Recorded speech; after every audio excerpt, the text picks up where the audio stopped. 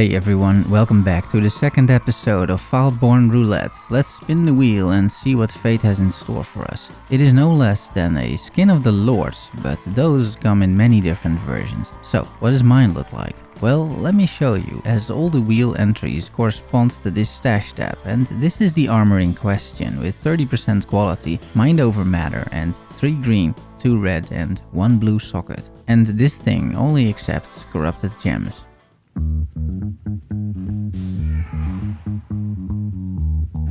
Last episode, I rolled a Foulborn bow and did 8 different attempts with skill setups. This episode, there is no way I can do that, as you will soon find out. I am sure some people have an immediate idea what build would work with this. I'm sure as well there must be hundreds of options that this chest piece provides. But for me, this feels like something I have to commit to fairly early on, or this episode will be out of control from the start, which I feel makes for a super messy viewing experience. Last time the bow tied everything together, but this chest piece, that's a bit of a different story. In my mind, looking at this thing, I am primarily looking for something where quality is absolutely broken. I browse Lily a bit, check online for suggestions using AI, but the results are inconclusive to say the least. Or, in other words, flat out wrong. Usually because I noticed Gen AI uses a lot of old sources which just are outdated at this point, so it's a little sketchy. After more browsing of Lily's inventory and pretending that I know what I'm doing, I do find something I fancy, which is golems.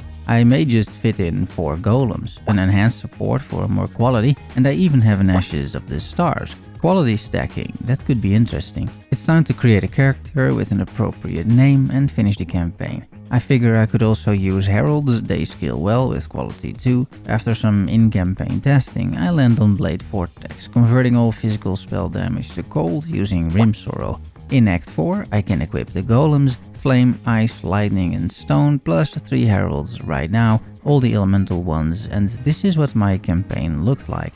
If I can replicate this in maps, I think that would be a lot of fun. Achieving something like this in tier 16 maps and shattering the entire screen, I would be up for that, so I'm making that the goal. I'm not expecting much in terms of bossing on this, but let's see where this character ends up. I make it out of the campaign, meaning that the real fun starts.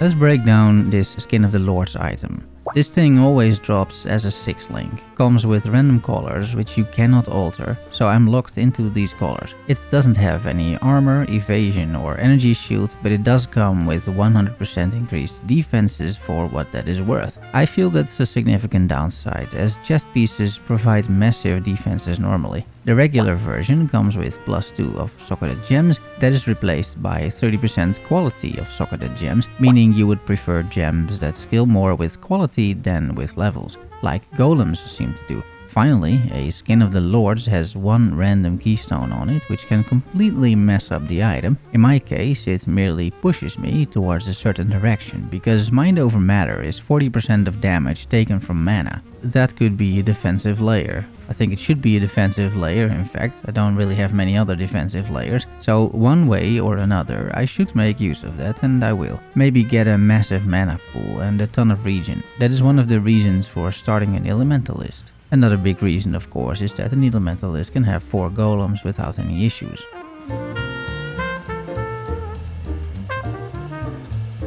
For now, Blade Vortex is my main skill, so let's spend some time on that one as well, so we're all on the same page. Very simply put, this skill creates a swirling blade around you, but only for 4 seconds. To use this skill a little comfortably, you want to skill some duration.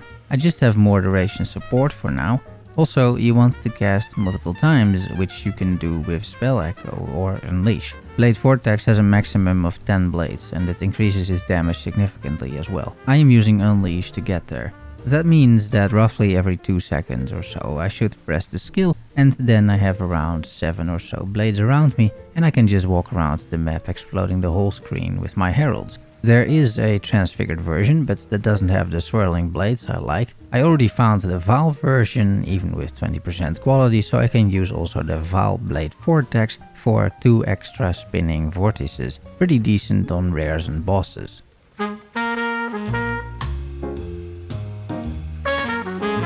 The last part I would like to go through is quality scaling on the gems that I intend to put in the Skin of the Lords. First, just assume I have a level 3 enhance slotted into that chest piece for 16% quality, plus 29 from the ashes, plus at least 20 from the gem itself, plus 30 from the Skin of the Lords.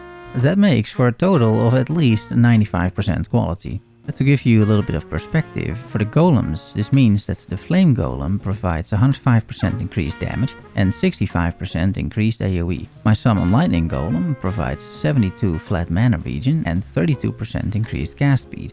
The stone golem, 455 flat life regeneration and 65% increased global defenses, so that is evasion, armor and energy shield, and maybe ward, I don't actually know.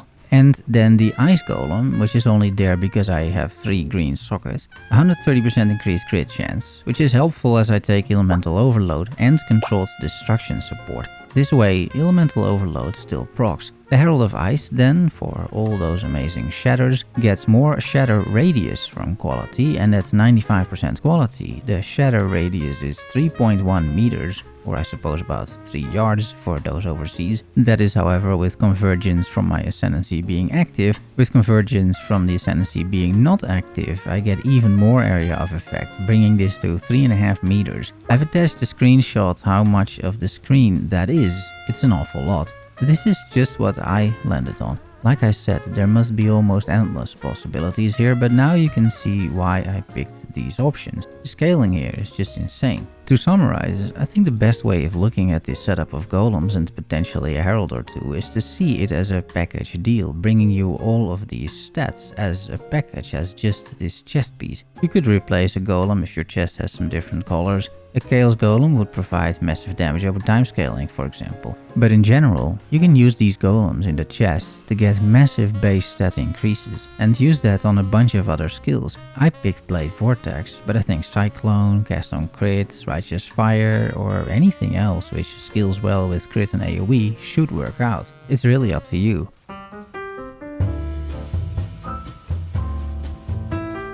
Let me provide a snapshot of my character when leaving the campaign and having run, died in a lot of delve. As my chest piece 6 link is occupied by golems, I feel I should take a staff to get Blade Vortex also on a 6 link. I might look later into a pseudo 6 link, maybe using influenced gear, but for now I just gambled and crafted this and link Blade Vortex to Added Cold, More Duration, Bone Chill and Unleash. I do have Awakened Added Cold later as well, which could be good. You can tell I have 1500 life, which isn't a whole lot when delving, or when doing any endgame really. I'm just trying to get a few levels in, as I finished the campaign at level 63 for some reason. You can see the Foul Blade Vortex in action here as well, the extra vortices. Back to the gear though, it's just leveling twink gear at the moment. So let's start with this new ring, offering a lot of life and resistances. At least now my elemental resistances are capped. I have this belt lying around, which is okay, although I need Chaos Res more than anything. On my amulet, I anoint utmost swiftness for now, fixing most of my dexterity issues.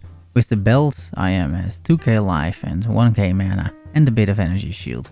For Pantheons, I take Brine King for freeze immunity and Garukan for reduced shock for now. I craft myself decent flasks and automate those. I get an amethyst flask in there for now for a bit of chaos res. The rest is armor, evasion and movement speed. For the helmet, I think a heat shiver will be fairly broken, but for now maybe I should prioritize defenses a bit. So instead I take a Crown of the Inward Eye with a 20% roll that I got from Cirrus. The Transfiguration of Soul and Mind provides significant damage increases, and the stats on the helm itself are quite good as well. That means I have 2.2k life, 1k energy shield and a little over 1k mana. I'm quite happy for now with the Ashes, the Taming of course, which should be big damage, this is a huge ring, and then the Rim Sorrow. I will try to find a better way to convert physical later, hopefully, so I can have better equipment, but I later will also realize that this is really hard to do in solo self-found. I gamble some boots, craft Chaos Res over there, and I set up an Arcanist brand with Frostbite, Flame Wall, which may work with the Blade Vortex projectiles, I don't know, and Cold Snap, which very rarely provides a few frenzy charges. This brings my total life to 2.5k, and ES and mana to 1.1k. I guess this will have to do for now, so it's back to the mines.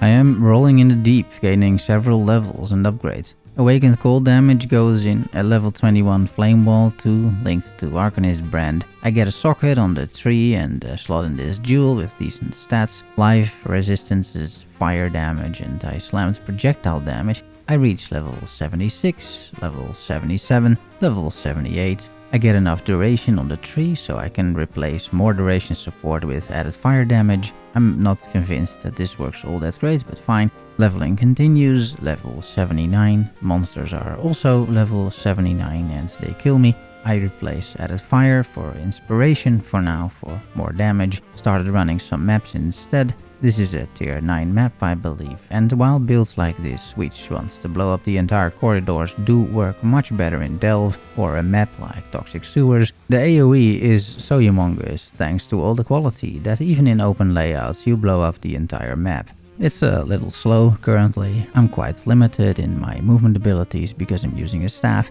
but let's see what can happen. I'm not too concerned currently about moving fast. My focus is now on not dying and doing some damage.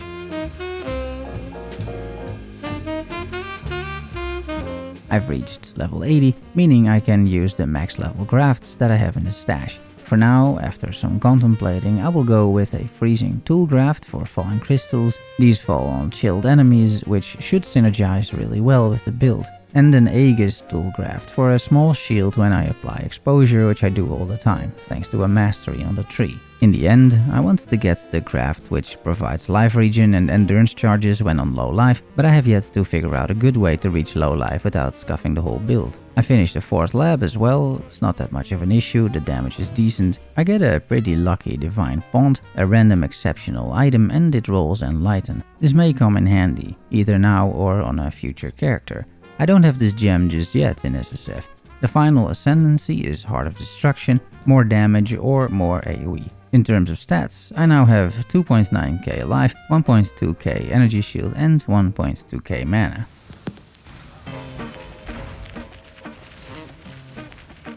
It's time to run a bunch of maps, which is going fairly smooth for the most part. I don't have many defenses, but tier 14s aren't much of a problem, and it's very fun if monsters are packed together in tiny rooms. The shatter sounds are the best in the business, of course, and this is all quite satisfying. If I can add some speed and tankiness to the build, which I'm not sure I can, then I feel this could be a great mapper. Because sometimes a boss just one-shots me.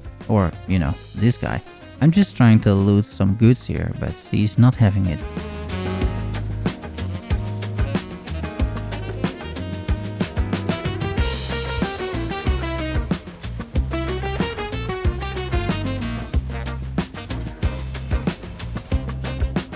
Hives aren't much of an issue either, despite low Chaos res. This may change in tier 16, but this character isn't gonna be doing hives. It's just gonna be running a bunch of maps and explode the screens. I do enjoy the normal breach, the old one basically, but all the others I found more and more annoying as the league progresses. I reach level 90, that green gem over there, that is one of those attribute modifying jewels. This thing provides about 60 dexterity to me. I changed my cast on damage taken setup slightly with Cold Snap for frenzy charges and Culling Strike. Here are my stats one more time, 3.4k life, 1.3k ES and mana. It's getting better and better.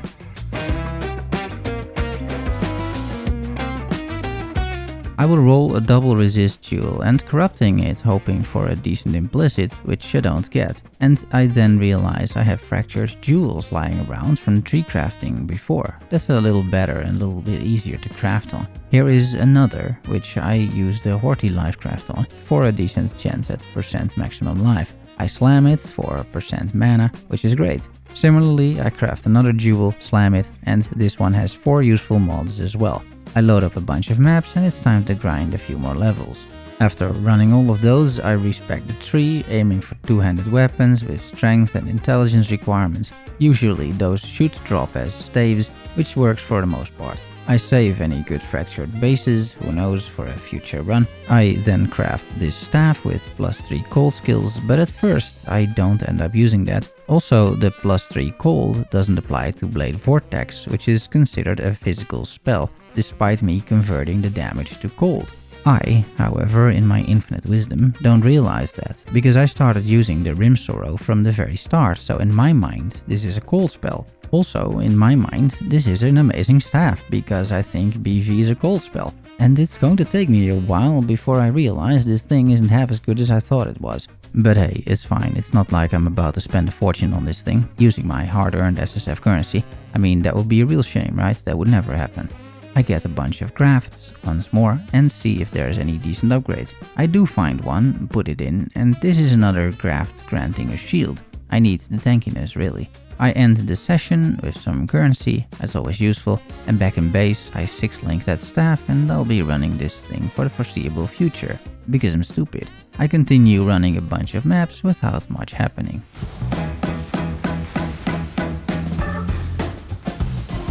I'm farming tier 16 for levels, I drop a cool gem, and the Nameless Seer provides some Mjolnir. The gem, Pure Talent, provides flat 0.5% mana regen, and as I have quite a bit of mana, I slot it in just for now. I do more tree crafting, this time going for boots. I craft a very decent heavy belt, fractured gloves, but no boots yet. There's more on the floor, and these boots, while not on a great base, have everything that I'm looking for. Chaos Res, Life, 35% movement speed, so I craft more Chaos Res on there, slot in the gems, and this brings my total Chaos resistance to -9, which is indeed horrible, but I am starved for gear slots. I mean, look at the number of uniques I'm wearing. I do minor upgrades on other pieces as well, but that is about it. Here is a full tier 16 map, and I think it's pretty clear what I'm trying to go for here. All in all, it's working out, mostly as expected. I shatter entire screens, which feels good. The build is now a little bit faster, which is also great. Clear speed is absolutely there. The golems are doing a ton of work, but I'm still experimenting here. Support gems are leveling up. I'm trying to make it to level 95, which for me is usually the cutoff point where I don't care about leveling anymore,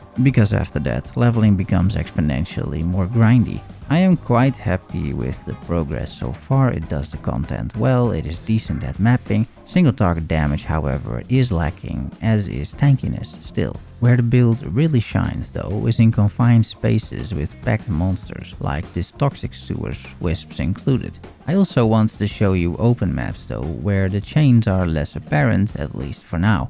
You can make most builds look really good in toxic sewers, which is I think why this is shown a lot by content creators, but my goal here is to make something viable for Jungle Valley as well, ideally. Still, running toxic sewers doesn't get old.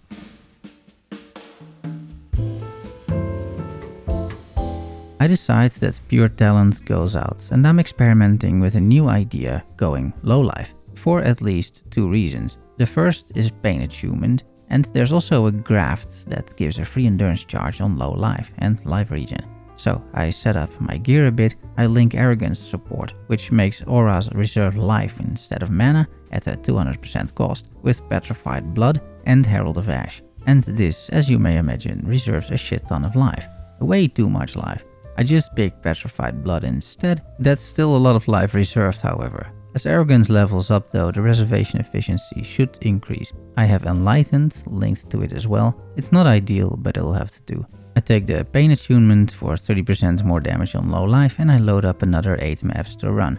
Here is a little bit of mapping action with this setup. As arrogance levels, less and less life gets reserved. The essence of the build is otherwise the same, but I do much more damage. One thing you may be wondering is why I don't reserve more mana. Well, the main reason is mind over matter on the chest piece. For now, at least, I am using mana as a part of my effective hit pool, so I'm trying to keep reasonable levels of mana. I am, however, not doing anything else with the mana, like for example Archmage or Indigon, making it feel a little bit of a waste, but I'm already squishy as it is, plus I don't feel the build performs poorly. Even Rune over here goes down fairly timely. I do, however, have to watch out for his attacks because I cannot face tank anything this guy does, but that's okay, for now. In the next map you see his Cyclone attack basically one-shots me, as I have very little mitigation on the build. After a few maps, I remember the second reason that I wanted to go low life, which is this craft with Tender Embrace. 3 endurance charges, life regen, and the Graft itself can roll good stats as well. I take a 4th endurance charge on the tree. This is at least some damage mitigation. When mapping, this looks fairly sketchy at times, but it is hard to communicate sometimes how a build feels to play, and this definitely feels a lot more tanky than before. Which is not to say that this is tanky, but it's getting better is my point.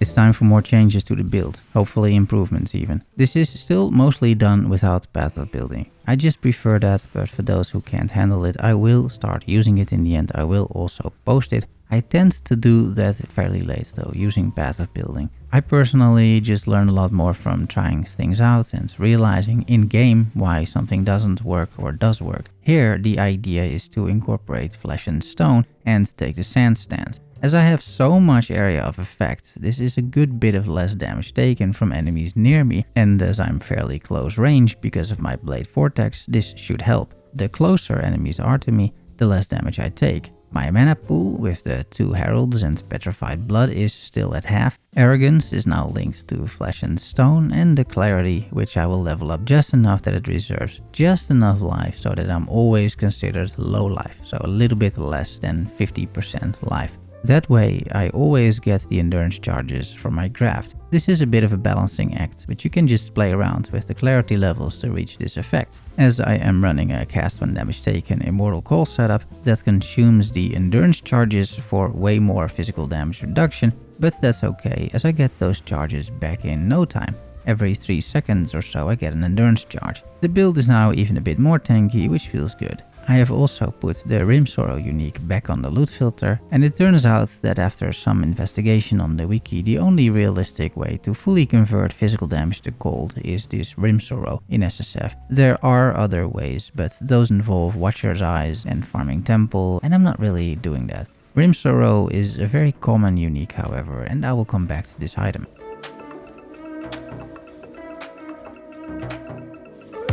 I have by now imported my character into Path of Building and have crafted in Path of Building, not in-game, some cluster jewels. I decided on a setup, so now I am crafting those jewels in-game. Sadist, especially on a large cluster jewel, seems insane. And I end up with this, using alteration spamming. I'm sure it's not perfect, but it works for me. Sadist is 60% increased damage as I'm applying all ailments. A chance to blind nearby enemies isn't bad, and Prismatic Heart is just good overall. For medium cluster jewels, I feel you have some options, but I ultimately opt for damage when affected by a herald. On one of them, I craft Empowered Envoy for increased herald damage and effect, and Agent of Destruction for some damage. These are fairly easy to craft. I make multiple without much effort. The real banger, I feel, is Heraldry for triple exposure. I do both cold and fire damage, and any exposure I apply is minus 43 resistances, thanks to a mastery and my ascendancy, so this is very good. For small cluster jewels, I still have 9% Chaos Res, so 3 passive Chaos Res small cluster jewels seem to be a no-brainer. This one is great, with extra Chaos Res even on the passives, Blessed and Damage. The second one is also completely fine. These are all very usable stats and I am not super picky. Here you see all the clusters on my tree, for which I have basically given up some points in Cold Masteries, Area of Effect and Elemental Masteries, plus a few life notes. After slotting everything in, here are my resistances. Damage has improved marginally, but I have mostly gained a lot of quality of life. I anoint Divine Judgment, which is fairly cheap, for 50% increased elemental damage. That was a good option according to Path of Building. I am not only looking at cluster jewels, I also PoB my main skill, Blade Vortex, to see which support gems would fit best, now that I have most of my endgame gear. This is typically the moment I play around with Path of Building. It turns out that I need to make a few changes, and thus I need to recolor my staff. I'm still thinking at this point, by the way, that the +3 cold skills applies to BV, which it doesn't. But okay, I hit my colors and I slot in Unleash, Hypothermia, Bone Chill, Controlled Destruction and Arcane Surge. As a result of all of this, I don't need a Chaos Res flask anymore, so I get a silver one instead, for Onslaught. That helps with gaining a bit of speed. I slot in that heavy belt of before with massive life, some resistances, it's very good life regen, this takes care of some attributes as well. I put an expensive damage craft on there, but I have the cash at this point. I craft dexterity and strength on the boots, allowing me to save some more points on the tree. I take energy shield leech and instant leech mastery. I run a whole bunch of Vaal temples, hoping to get a corrupted blood immunity jewel, which I don't get. I want this because corrupted blood is a bit of an issue for my build, and I only have the flask to counter it.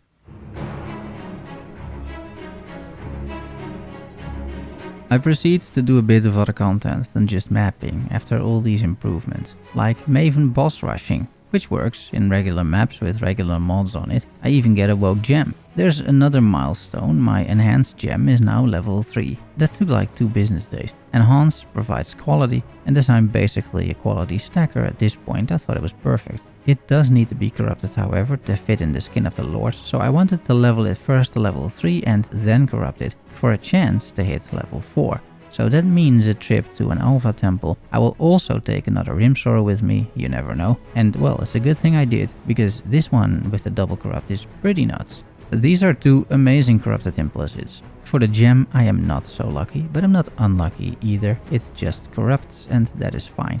After slotting this in, this provides 16% quality to 4 golems and the Herald of Ice. My summon stone golem now has 98% quality, and thus 98% golem effect. I think that's pretty fun. I do a few more bosses. Regular bosses are fine, map bosses that is. It's very smooth in fact, while I casually drop an Awaken's Brutality. I use some catalysts on the taming. Bosses like Veritania are not much of an issue either. Also, by the way, check out how much I am reducing our action speed thanks to all my chills. However, when I attempt a buffed up Maven invitation with the Elder Slayer Guardians, I'm getting a bit of a reality check, and with 2 portals left I am forced to bring my main character to finish the job. But okay, it's a mapper, that was already pretty clear. I did do an Elder fight, maybe get a lucky Watcher's Eye, and that's going okay, I suppose. It gives you an idea at least. This fight was very doable, but again I am meant to blow up and shatter screens, not do single target damage on bosses. Still, I wanted to give you at least a point of reference here when it comes to some limit testing. It's not much of a limit, I know, but okay. What you really want to do, however, with this build is this. I can do this all day. In fact, I have.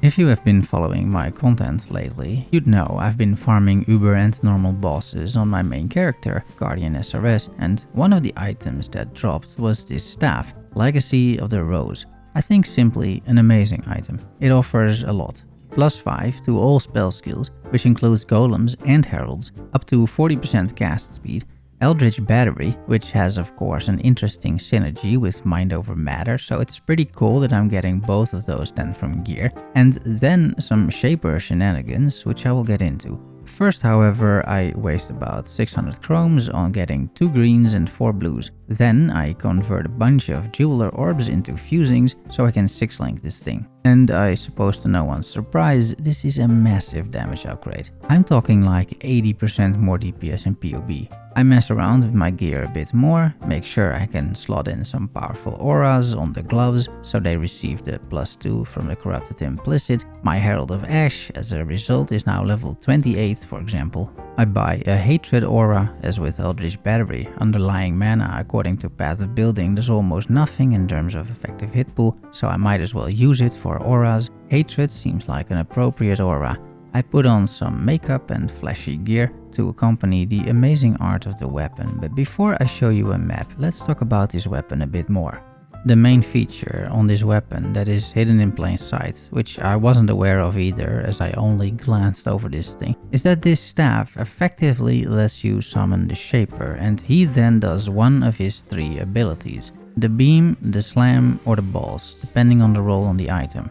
I, of course, rolled balls. +5 and balls. These are cold balls, however, blue balls even, penetrating enemies balls deep and shredding their resistances, and not only that, the balls even use my support gems, according to the wiki. And those just happen to be a bunch of cold support skills, of course, as they are supporting my blade Vortex, so this is just perfect. This synergy is flawless. This was of course the plan all along, I mean you all know that. I will tell you also how it works though, because what I have to do to be able to summon the Shaper, who will then cast his balls, is I need to spend 400 energy shields using Eldritch Battery. So I can do this in my hideout as well. I just spam my Blade Vortex until the skill lights up on the skill bar, which is when it has 10 remembrances. You can see that here in the UI, and then it is ready to be used.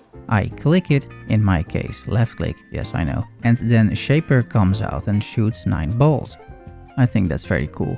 Slot in greater multiple projectiles, however, because this skill uses the support gems in the staff, and now we're talking 45 balls. This may seem a bit of a gimmick, but I primarily use this on bosses and rares, and you can make a build out of this too if you want to. In maps though, it looks like this, and it is surprisingly effective. These balls do a ton of damage. Yeah, I'm kind of surprised honestly, but this thing does real damage. And while it is of course quite clunky, with my build in particular, as it takes me to spend 4000 energy for this to load, typically at the end of the map it is available for a single cast though, and doing a good chunk of damage. For me, it's a gimmick, but a fun one and a usable one. And outside of the gimmick, the weapon is still incredibly strong of course, thanks to all of the other stats on there.